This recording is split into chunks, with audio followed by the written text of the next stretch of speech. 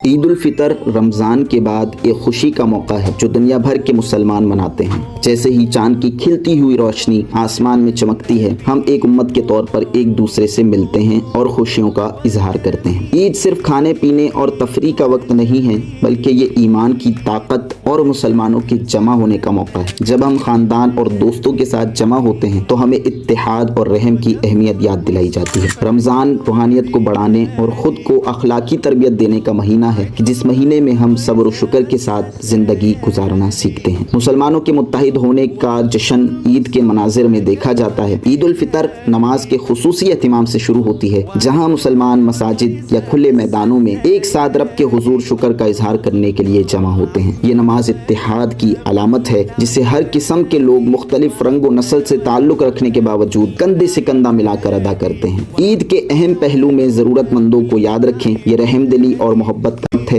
एहसान और शफकत के अमल के जरिए हम अपने भाईचारे को मजबूत बनाते हैं। ईद में हम लजीज खाने का लुत्फ उठाते हैं और अजीजों के साथ तोहफे तब्दील करते हैं। इस पुरमसरत मौके पर शुक्रिया, तवाज़ो और शफकत का मोहब्बत भरा एहसास होता है। आप और आपके खानदान को ईद मुबारक हो।